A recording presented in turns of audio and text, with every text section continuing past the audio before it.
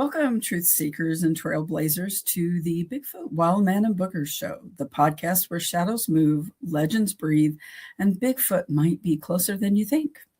Every week, we trek deep into the unknown, diving into the eyewitness accounts, breaking down the evidence, and exploring the mystery behind North America's most mysterious cryptid. Before we begin, don't forget to like, share, and subscribe. It helps us grow the tribe and bring even more wild encounters out of the woods and into your ears.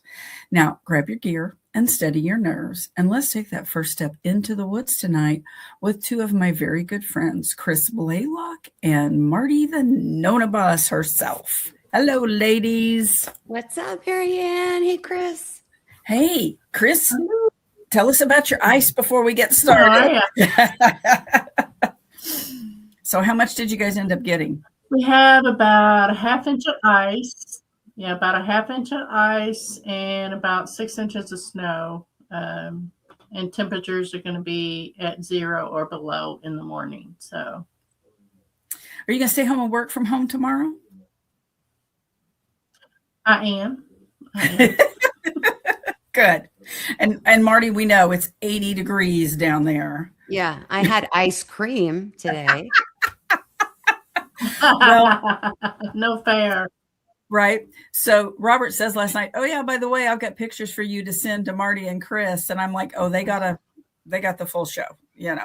But this morning I go back out in that attire, and I'm almost to the chicken house, and the dogs have not blazed the trail onto the door. Oh, so I don't have boots on. I just have slip-ons, right? Oh, no. By the time I got back to the house, I had balls of snow under my heels in my shoes. Oh my gosh. So I dug the boots out this afternoon and wore the boots back out, but I'm still wearing the full length coat. You should have just fully surrendered and done a snow angel and then ran into the house. I'm sure if my neighbor ever saw me out there at times, they're probably like, what is she doing? What is that crazy neighbor lady doing today? Right? Yeah. I'm sure I could be quite entertaining some days. Oh, well. All right. So we're going to do things a little bit different tonight. We are going to talk about the Patty film. And I know everybody's talked about it. Everybody's got an opinion on it. Mm-hmm. They just do, you know. Yeah. They either believe it 110% or they think it's a hoax, right? Mm-hmm. So I was at an event this summer, and this gentleman was talking about the Patty film, right? Now, this is not my thought process or anything else. So he starts talking that he doesn't think it's real. And I said, okay, well, why? Why do you not think it's real? Tell me. And he thinks it's a costume. Well, okay, this intrigues me because I sew. My mother sewed, my grandmother sewed. So I know how to sew. I know what it takes to do a lot of things. Mm-hmm. Just, you know, in the regular sewing field, right? So he's talking about that he believes that it's a costume, right? And I said, but they've debunked that because, you know, if we go back to the Planet of the Apes and those costumes, that would have been relatively around the same time. And they said the biggest problem with those was where the head attached to the body, there was a zipper and there was a gap and there was all this stuff, right? And those were supposed to be top of the line, state of the art costume making for the time. So this gentleman says, okay, but he said, you only see Patty from one side, right? Okay. Mm-hmm. He's like, what if the zipper is on the other side, all the way down? Okay. And I'm like, that's a good point. Okay, that's possible because you're not seeing, I mean, and that side of the costume wouldn't have to be perfectly like tailored because you don't ever see it. Mm-hmm.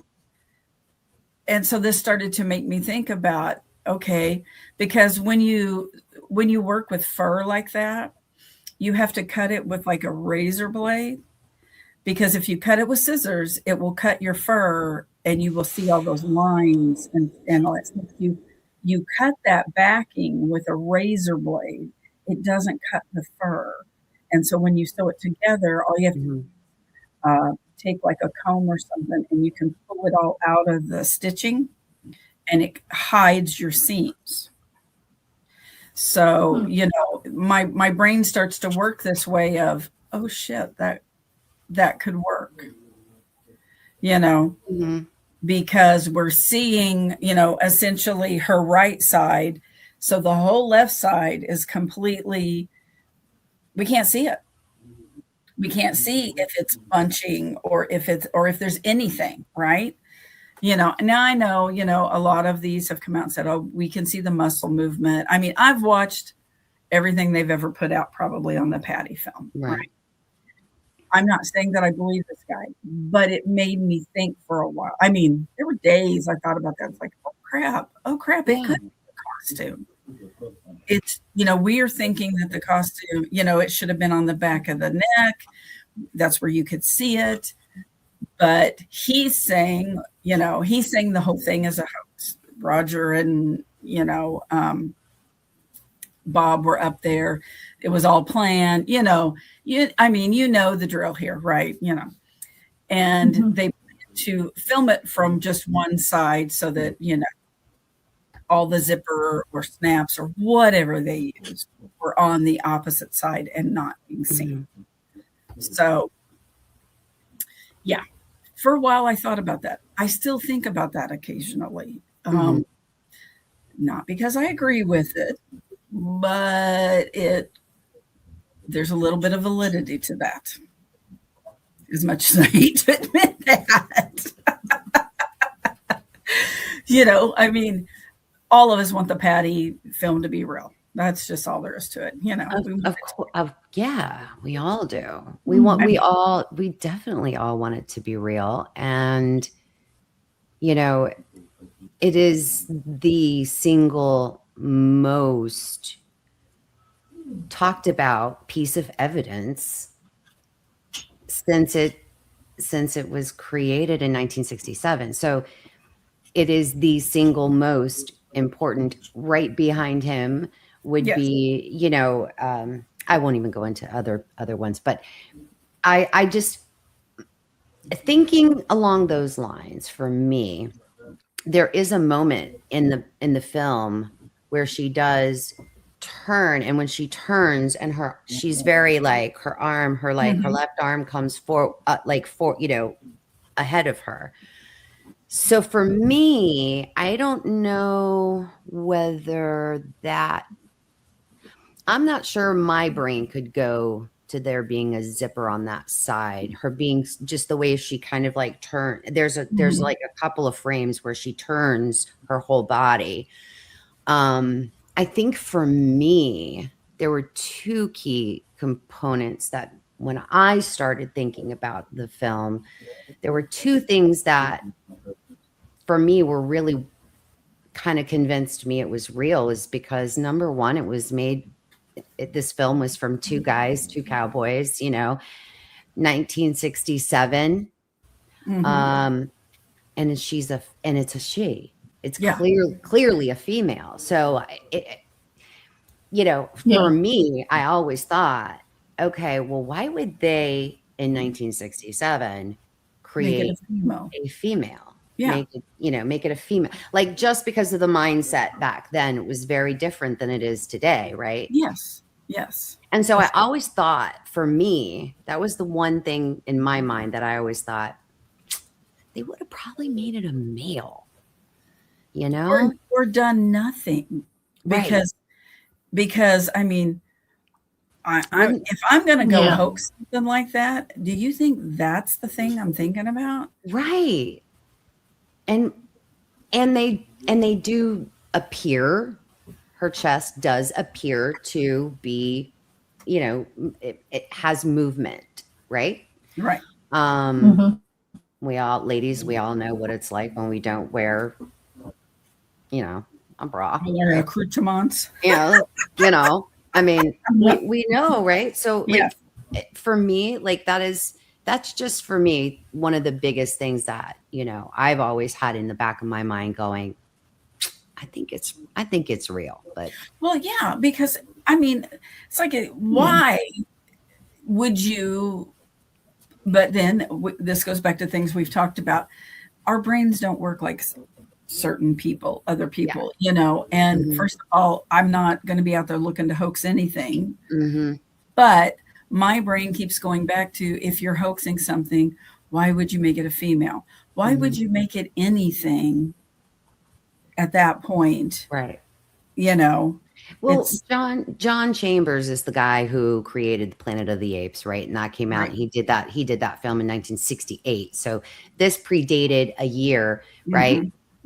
He's the person that, you know, went to his grave and swore up and down he had nothing to do with it. And if I was going to, or if any of us are going to kind of think about what a Planet of the Apes 1968 Planet of the Ape looked like, nothing like Patty. You could definitely tell it was fake. It was, you know what I mean? Like it was absolutely completely different. And I would, to me, I'm thinking, okay, well, maybe Patty was his dry run, his tryout, right?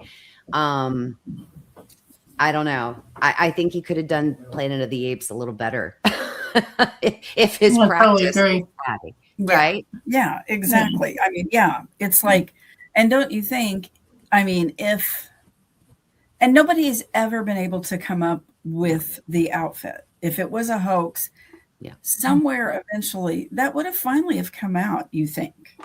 I mean, you know how people are. But at this point in time, it would have gone through a few hands, you know, of family members or something. And there's always that one family member that's like, oh, hell no, we're going to blow the lid off of things, you know. Right. Hasn't happened. Where's it at? Yeah. Chris, what are your thoughts? Yeah. Well, for me, it's since I'm in a nurse and in healthcare, it's all about those muscle movements. I mean, if it would have been a suit, you would, I believe, as much as those muscles moved, that you would see some type of wrinkle or something if it was a suit. I just don't think that you could mimic and layer, because you would have to totally layer that suit to mimic the glutes, especially on the way they move in the back of the thigh. And then you've got that mid-tarsal break when the foot lifts up. I mean, people don't do that. So I believe it's real. I don't think they had the capability back then to fake anything like that. Not that good, not that precise on the muscle movement. Right. That's what did it for me, was the muscles. Well, and I know, and I don't know what show I saw it on. Maybe it was Monster Quest one time, where they took a gentleman who was over 7 feet tall, and they were trying to have him mimic the, you know, the way her arms moved and her strides. And they had the little, you know, electrodes on him so that they could track him, you know, and it's next to impossible for a human to walk in the same, because we walk upright and that leans forward, and that whole, the locomotion of all of that together, he could get a step or two right, but then he couldn't. So he couldn't do the whole thing in the way, because he'd get that. And I remember watching that. And for me, that was one of the things, because he was over 7 feet tall, you know, and they're trying to mimic this, and he can't do it. He can't walk the way, the arms and the feet, you know, the legs all doing the same thing at the same time, in the same manner, being bent over at, you know, I can't remember if it was like 45 degrees or whatever. He couldn't do it all. And she does it all flawlessly. Flawlessly. That's the key word. Fluid. Absolutely fluid. Yeah. She never misses a beat. Turning around, looking, she never misses a beat. And he could not do it like that. So that was one of the things for me, you know, that, like I said, you know, even though I've heard everything under the sun, I still think it's real. You know, I think what's the crazy, because I know what mine is. What is the craziest theory you ladies have ever heard about the Patterson-Gimlin film? What's your number one craziest theory you've heard out there? That it was a massacre.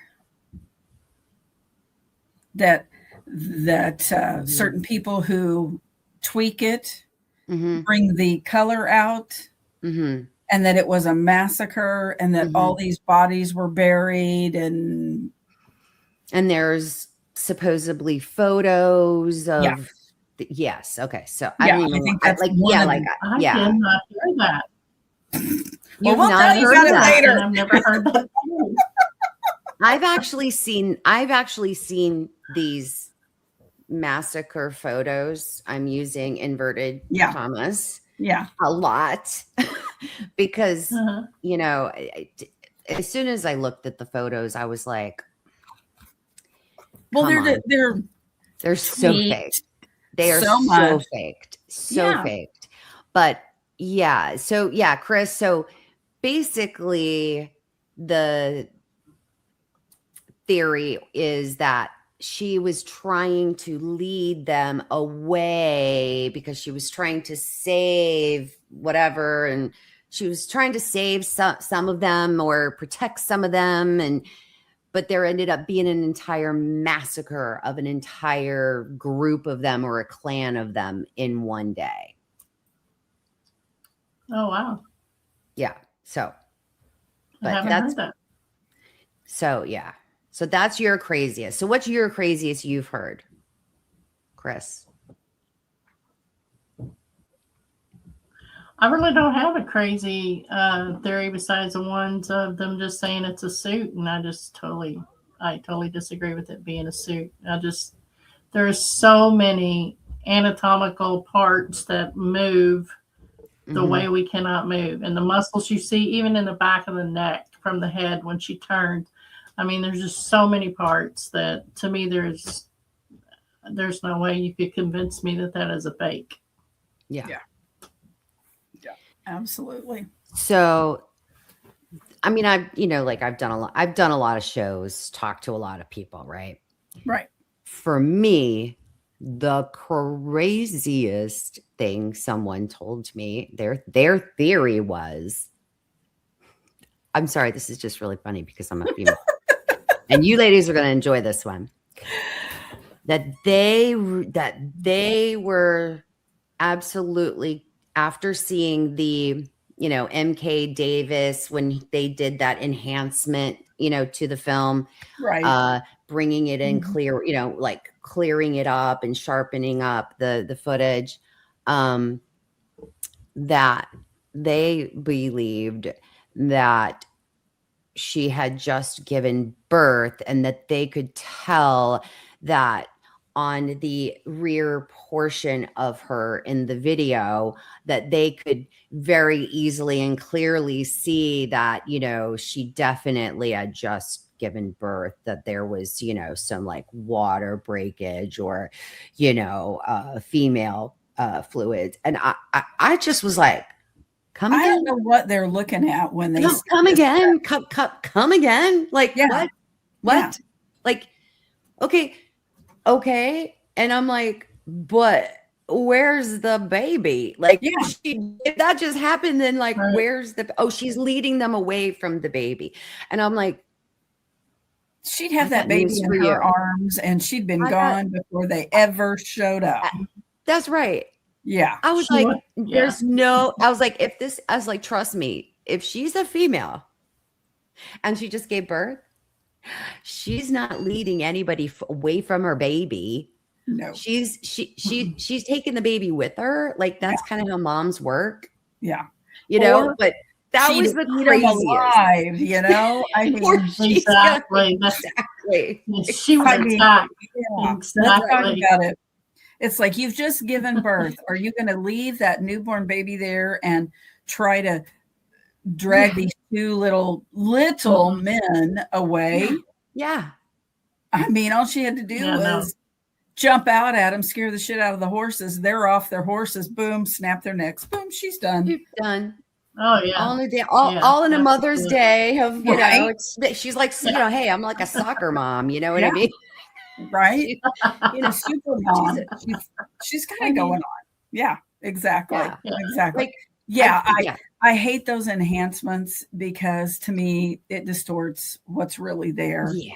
You know, and then they go in and, oh, but we see this. What are you smoking when you are seeing that? I mean, honestly, because you know, they blow things up to the extent, you know, you're losing what it really is, you know, or they're removing things out of it. And it's like, okay, it's not the same thing now.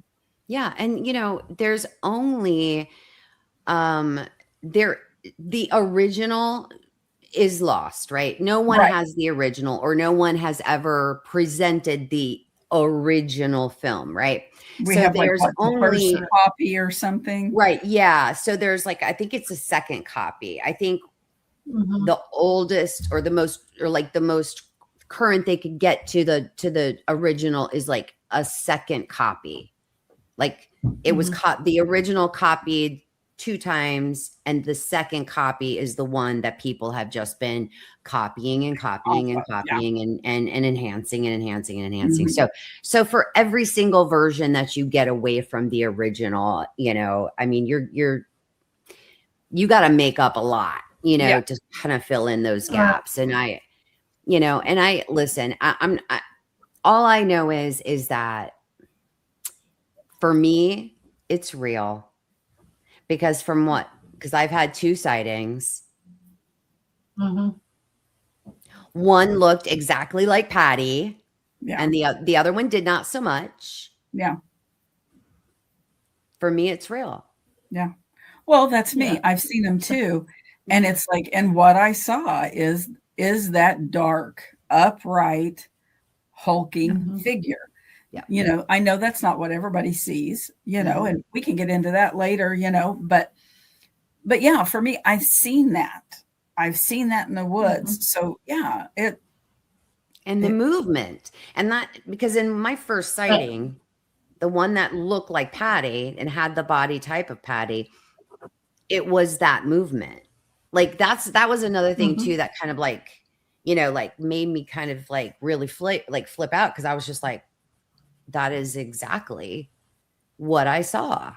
Because it walked across the road in front of me. So, you know, in the headlights.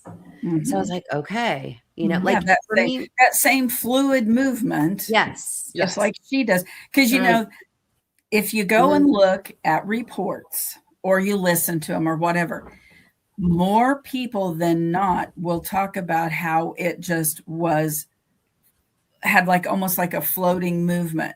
Like if you'll watch people walk and run and everything else, like they bob up and down. Right. These things don't. They move almost like they're floating across.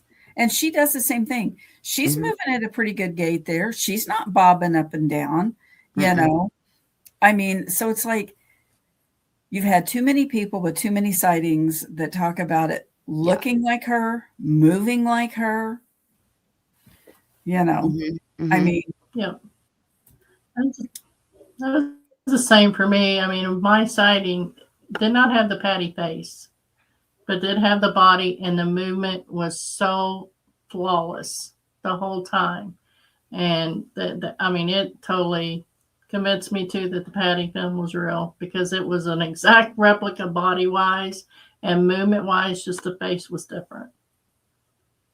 Yeah. And I think that's, I mean, you know, okay, so we're all human beings, but we all look different, you know? So it's like, why wouldn't they look different too? You know? I mean, if they didn't, right, it would be a very limited gene pool.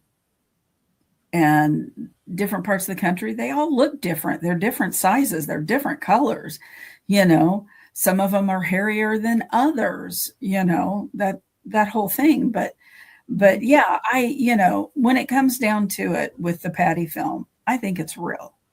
I don't understand why we don't have more of it. my gosh, what, 58 years later, and we still don't have anything better. It's like, why? Yeah. What are we doing wrong? It's like, why don't we have one? Okay, let me take that back. We do have it. There are people who have trail cam footage that's pretty good trail cam footage, but they won't share it. Right. So when people say Patty's the only thing we've got, that's not true. There are people out there that have trail cam footage, but they don't want to share it because they don't want them hunted. They don't want people on their land. And I get all that. I completely understand that because people lose their minds and do stupid crap. Yeah. They really and truly do. So that's a lot of the time why people won't share their stuff. They don't want to, they don't want people hunting them. They don't want them to know they're on their land. I get that a lot. Being a BFRO investigator, you get people who will send in a report, and then when you try to call them and talk to them about it, no, they won't do it. They've done their bit. They've put the report in, given you the information, but they ain't ever going to talk to you again. So guess what happens with those? We can't ever do anything with them because we can't talk to the people. Right. So that's information that just has to sit there. Yeah. Because they think the fear of being ridiculed. Yeah, exactly. I had a gentleman I was talking to, and when his wife found out he was talking to me, she put a stop on it because she didn't want anybody out there on her property. That happens more times than not, and it's like, look how much information we're missing out on because people don't want to be ridiculed. Right. Look at how much ridicule, Bob Gimlin goes through all the time. That poor man has been harassed over Patty for to years. this day. Yes. Yeah. Well, was it recently that, he was supposed to be putting out a admission of guilt? He was supposed to admitting that the whole Patty thing was a hoax. And it's like, says who? What? That makes no sense. Right. The crap you hear, the crap you hear. It's true. It's a lot. There's a lot of rumors. There's a lot of, they can't, let's put it this way. They cannot disprove it. Right. Period. They can't disprove it. Right. That's true. If they can't prove it, they can't disprove it. Right. So where were you at the first time you saw the Patty film?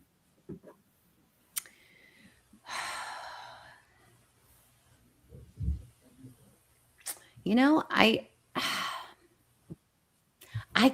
can't remember what I was watching unless it must have been In Search Of with Leonard Nimoy. Had to be the first time I saw it. I was in a movie theater, little kid in a movie theater. We had gone, gosh, I can't even remember what we had gone to see, but this came up on the preview, right? It was playing, and I'm like on the edge of my seat, like, because I was a little kid from the country, right? And I'm like, what is that? That's in the woods. You're like, what? Yeah. I mean, I made a note because I was doing some research last week and for some stuff, and so you're going to die laughing when I tell you this. You're going to just die laughing. So I remember, because I was like the youngest in my family, right? Like all of my siblings are way, way older than me, like old enough to be my parents, actually. I was the late in life baby. So one of my brothers had taken me to see this Bigfoot movie. Okay. Right. And there's a scene in the movie. This sounds so terrible. And when I saw this scene in the movie, of course, he got in a lot of trouble for taking me to see it because it traumatized me for life. But there was a scene in this movie where this guy is like sleeping on a cot under a window.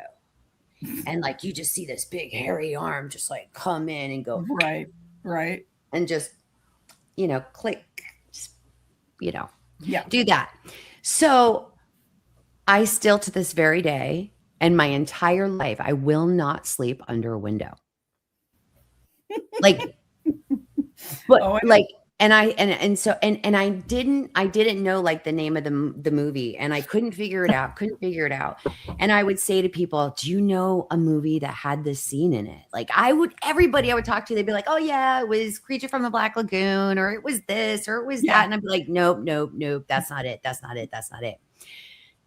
AI came to my rescue.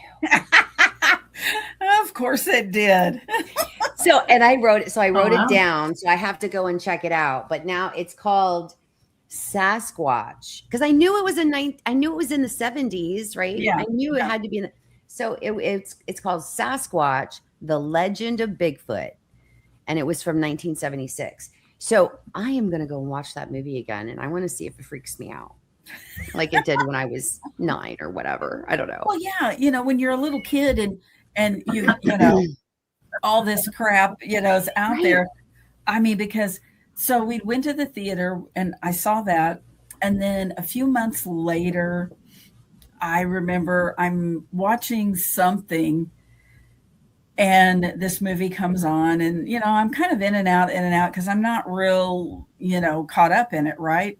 And I come back at one point, and here's this big hairy thing chasing these people through the woods. Right. And I mean, they're showing the trees and the people are running and screaming and carrying on and all of this stuff, And at that point, I'm like, because we lived in a small town. We did live in town, but a very small town.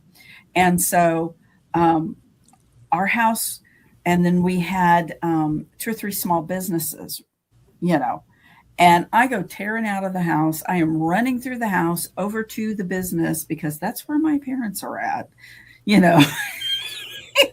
I'm like running because, oh my gosh, there's something. For years, I was terrified of the whole thought, of anything in the woods like that. And obviously I got over that, but because. What about you, Chris? What was the first time you saw that? Yes, you did. It was probably on In Search Of. But my mother had me into Bigfoot since we were little, because she had her own experience in Eastern Kentucky. She lived in Appalachia. And so we've always been trekking, going across country looking for Bigfoot as long as I can remember. And then when that came out on In Search Of, she was totally fascinated with it. We all sat and watched it and been fascinated even more since then. So that's cool that your mother did that. It was on In Search Of. It was the very first time. Because a lot of parents. She's the whole reason why. See, yeah, I think that, and see, my kids, I used to make my kids, I was always watching crap like that, and they would be like, oh, Mom, and I mean, still to this day, they still will just be like, are you still watching that crap? I'm like, one of these days. Yeah. And they just laugh. I mean, they don't give me as hard time now. And sometimes they, hey, did you see this? I'm like, what are you doing? Watching Bigfoot stuff? Well, it came, they'll go through whatever, but I think that's really cool that your mom was into it. That is cool. Yeah. When I finally, because I was always watching stuff like this too, right? Like everything I could watch, everything I could get my hands on, I wanted to read it. I wanted to read it. I wanted to watch it. And, and then finally my youngest tells me, he's like, and he knew I had this fascination. He knew that I loved Bigfoot and everything Bigfoot. You know what I mean? Like he would watch, all kinds of things with me, and never once told me that he had his own experience when he was 8 years old. Wow. Not until wow. not until we started researching together. Like right at that time when we started doing research together.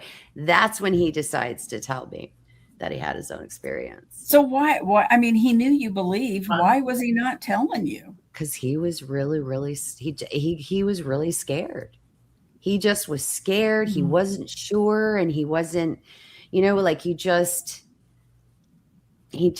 was like, I didn't know if you would believe me. And I was like, of course I would believe you. Why would I not believe you? Yeah.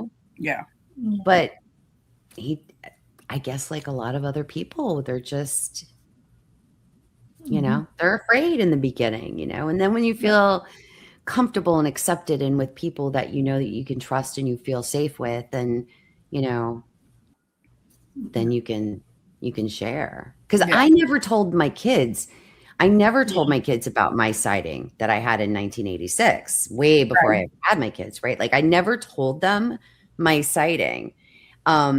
But when we would take the kids camping as they were growing up, we would always be like, if you leave the tent, or if you leave, because sometimes they would sleep in the back of the truck, right? The bed of the truck, right? And we would be like, if you leave the tent, if you leave this area, if you leave the truck, if you leave whatever, the skunk ape is going to get you. Do not get out of this tent or this truck. Like we would like put the fear of skunk ape in them, Right.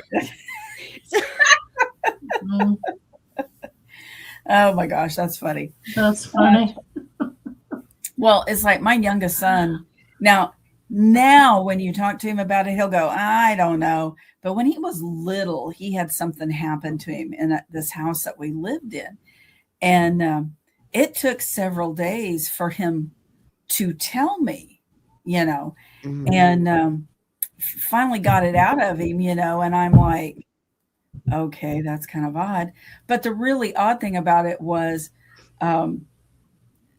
so I have always been really bad. Like when we live in places, I don't care if I'm in town, if I'm in the country, whatever, it gets dark, the shades are closed, the curtains are closed, because there have been a few times I've lived out in the boonies, right? By myself. I was a single parent, and the kids would go to their dads on the weekends. I'm home alone. And what do you think I'm watching on TV?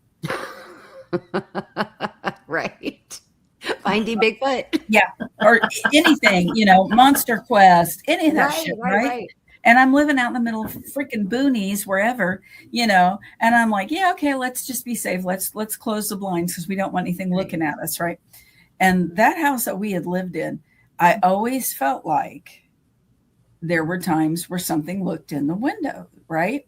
And then when he comes along and tells me what he told me about it, I was like, wait a minute, that makes, and there was a window over the sink, and I made sure from then on that I had a little set of curtains that I could pull, because, I'm thinking to myself, what would you do if you were standing here washing dishes and all of a sudden there's a face right there?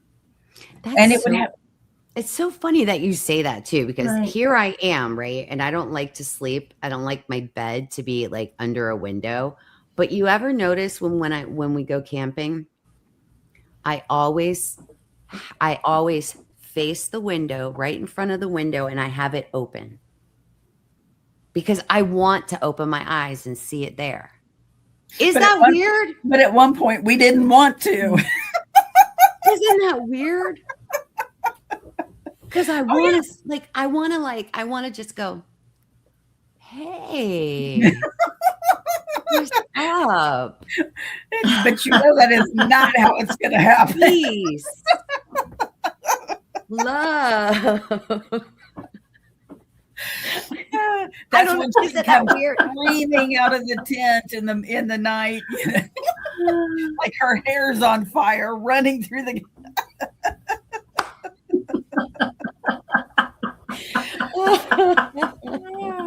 Yeah. Well, and 9 times out of 10 when we're out there, we're in a tent, right?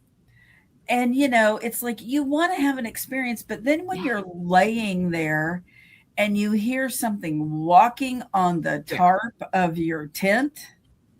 Yeah. I'm like, oh shit. Oh shit. Oh shit. What is that? Then you start to go, wait a minute. Mm-hmm. Yeah. So it's like, it's all fun and games until it really happens.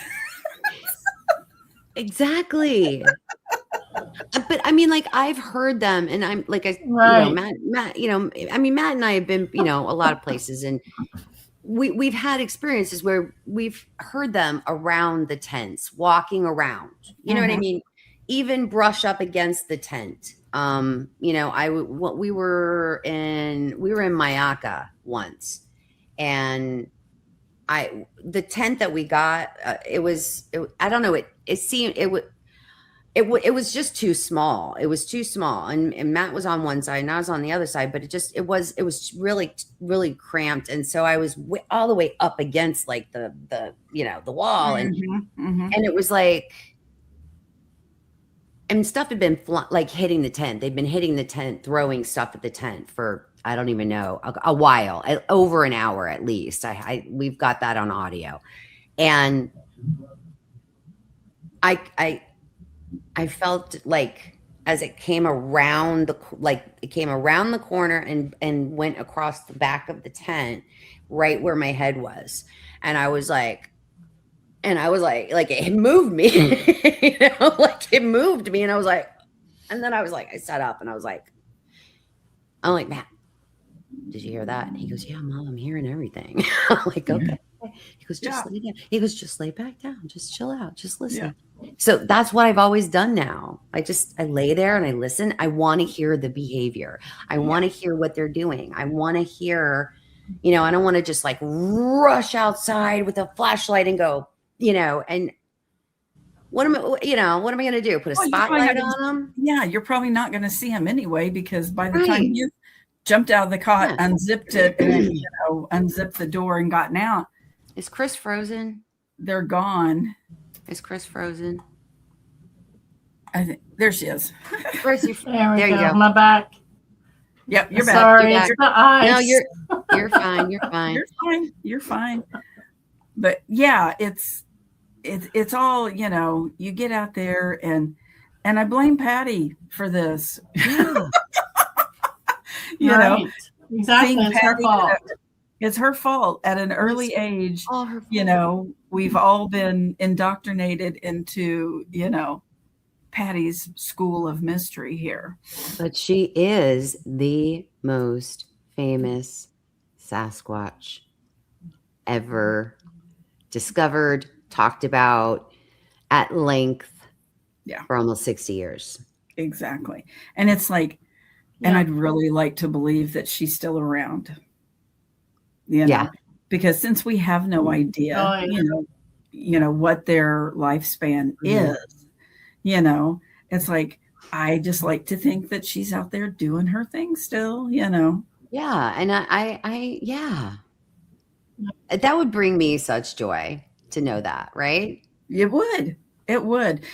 Maybe she's grayed a little bit in the temples, that happens to us, but right. But she's still just out there living her best life, and maybe that day it was like, you know what, I'm gonna jump out and scare these two men off their horses, and I'm gonna be cute about it, and here we go. It's like so look, think about that. So it's another point if you think about it. When all of them, like, if you think about all of the Bigfoot merchandise, all the Bigfoot merchandise that's made. I mean, I have one example. Okay. Yeah. Everything I have, they're all males. Mm-hmm. All male. You ever notice that? Very, very few female merchandise kind of Bigfoot stuff, right? Yeah. But yet Patty is our standard. She's our gold standard. Mm-hmm. Exactly. Yep. So she's the mother of cryptozoology. Yes, exactly. She really is. Yeah.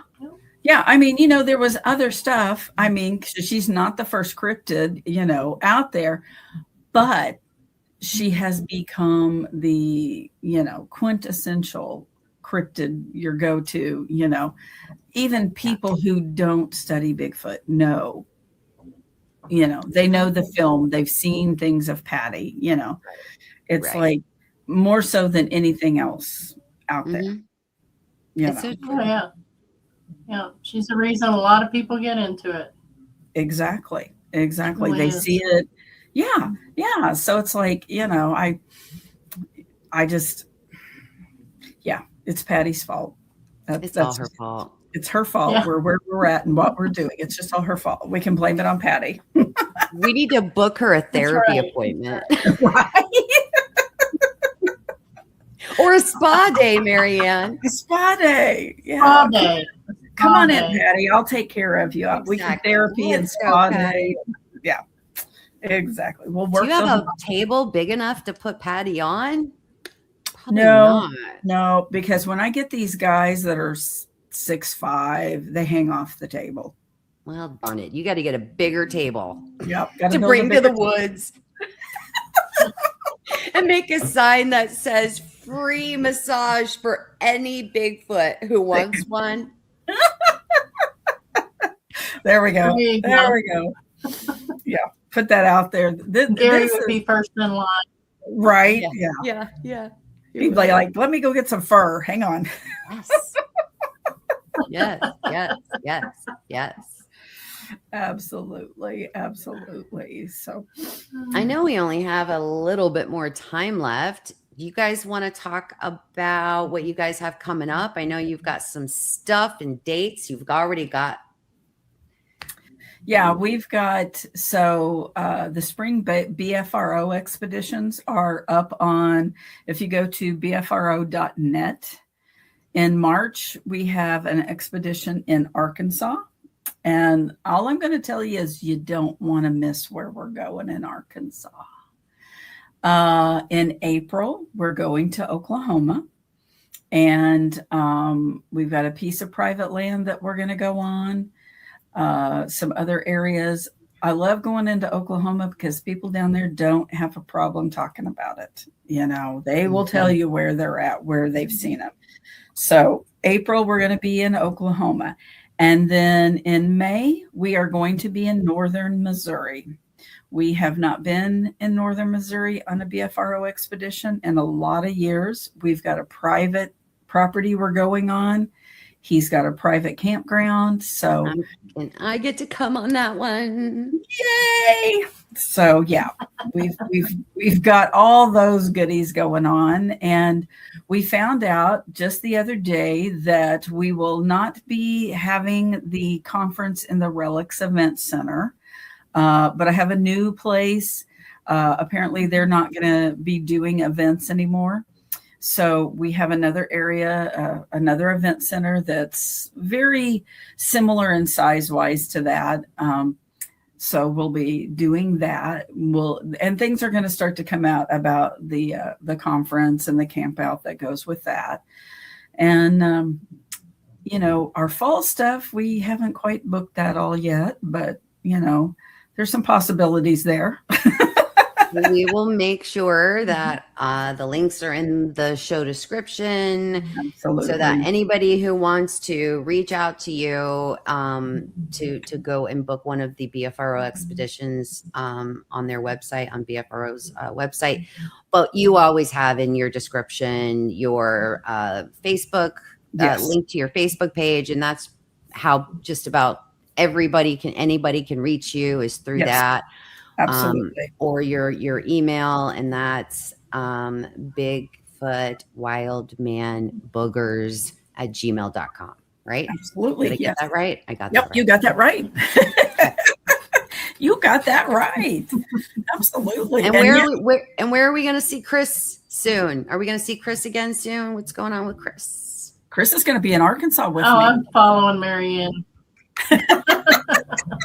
Listen, if I lived 10 hours closer, I follow at her around like least, a little puppy dog. if I was 10 hours closer, just 10, because it was 21-hour drive for me the last time, one way. Yeah. But if I was at least 10 hours closer, I would be going to everything. She knows it. I'd be like, wait for me. Yeah. Here I come. Here I come. Here I come. Yeah. Yeah. Absolutely. Absolutely. Well, we'll just have to start our own little commune somewhere and, call it good. Exactly. We'll just, call it Bigfoot Acres or something, There we go. There we go. So, I like that. Yeah. Bigfoot Acres. Yeah. Yep. It's like if there's any sugar daddies that are out there that want to support us like that, so we can start Bigfoot Acres, here we are.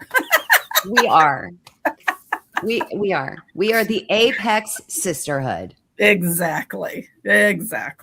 All of the females in this community, because we are leaders. We are not followers, and yeah, that is for sure. We get the job done. Yep. Yes. I was texting Shane. I said, "Hey, you want to go tracking Sunday? Because we have all this great snow, right?" He's like, "Oh hell no, it's too damn cold." And you're like, "I'll be there in 10 minutes to pick you up." I'm like, "I got a full-length fur. What are you talking about?" Oh man, that would have been great if you would have shown up at his house in your jacket, in your fur coat. My fur. Oh yeah. He'd have been like, no. He's like, lost your mind. If I lived there, we would have done that. Oh yeah, we would have done it. We would have done it. We would have not only done it, but we would have videotaped it. Yep. Yep. Oh yeah. Yeah. Right, Chris is like, "Oh hell yeah. Oh hell yeah." Yeah. Chris is like, "I'll That's video right. it. You two will do it." Amen. Yeah. Exactly. Right. That's right. Yeah. Can't you see us out there? I'm running around that full-length fur coat, and somebody walks up on us going, "What the hell are you doing?" Exactly. "Oh, we're good. Thanks. Bye." Oh yeah. So, isn't there something else though that you wanted to promote, Marianne? Is there another moth market coming up soon, or We do? Yes, February the 7th. The moth market is at the Springfield, Missouri Fairgrounds. We're going to be out there, and I will have all of my cryptid stuff. You can come out and talk to me about your Bigfoot stories, things like that. Mm-hmm. If you come by and show me that you've subscribed to the podcast, I've got little Bigfoots for you. And I've got, and then I have my pocket one that you made that you're talking about that you give to people. Yep. They look exactly like this, but they're like this. Yeah. And he's on my he's on my makeup vanity. So I see him every day. I was looking, I don't have a small one up on the shelf. I've got everything else but the small one. But I carry those along. So and then we have the bigger ones like that for sale. I have a whole cryptid line that I do. I've got Dogman, I've got Bigfoot, I've got Nessie, I've got Mothman. So all those good things, you can come by and see us at the moth market, even have Bigfoot jewelry, we've got it all covered. Yes. all the bases. And then I don't have it booked yet, but we did a library talk and that went well. Yeah. How did that go? It went well. Everybody was interested, and we sat and we visited and we shared stories and we talked about things. And so everybody was very, wanted to continue to do it. So I think that's something that we're going to start doing like once every 3 months, just getting together at the library. And one of the gentlemen brought casts that he's collected from different people over the years and shared that. Oh, cool. Yeah. So it's just kind of a meet and greet and get to know and share what you've got. And and it's like local. It's just all the local people. Were there kids? Did anybody bring their kids or grandkids? No, there weren't little kids. I mean, this lady and her daughters came, but her daughters were, in their 20s. That type of stuff. So did you guys do a presentation? No, or not this time we didn't. Kind of town hall thing? Yes. Like at a town hall kind of Yeah, thing. because a lot of them wanted to ask questions, Yeah. That's what a lot of it was, and it's like, hey, I'm there for whatever you want, if you want to talk about some of the sightings we've had or things that you have, just a place for where people who have, are like-minded can show up and visit and share. And, like I said, always building that community, Yes. building Absolutely. that community. Absolutely. So, yeah. And Chris, do you guys do anything like that in your area? Like go to do like library type, town hall type things? Do you do that in your area? We do in the LBL. We got some Okay. town halls coming up in the LBL actually next month. Okay. But I'm trying to get something local here in my area with the library. So we'll see how that goes. It's still a work in progress. So Okay. Is the the LBL LBL's thing? always got stuff going on. Okay. So is that anything you wanted to promote or? It's not mine. It's just something that they just started doing. I think this is actually the first one that they're doing a town hall at the LBL coming up. So, but I believe that that's probably going to be an ongoing event. So, yeah, we'll see. Well, yeah, you'll have to tell us how that goes and what's going on, and maybe, we can get there at some point in time. I mean, I want to go back to Kentucky. I want to go back. That's all there is to it. And right now, about the only time that looks like that could happen would be September. So we'll see. Yeah. We will see. Yeah. Well, ladies, I've enjoyed talking to you tonight. This was blast. right. Thank you. Well, and we'll go ahead and tell everybody this is something that we're going to be doing once a month. We're going to be delving into a lot of the legends out there. So you all can start looking for the Apex Sisterhood here and the things that we're going to talk about and dive into. So this is going to be an ongoing segment every month. We're looking forward to it. Yeah. All right, ladies. Well, thank you for coming We on. are. And I will see you soon.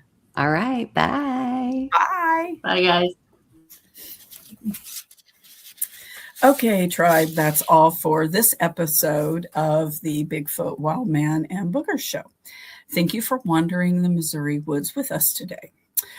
We'll be back soon with more mysterious mysteries, encounters, and maybe a few surprises hiding in the shadows.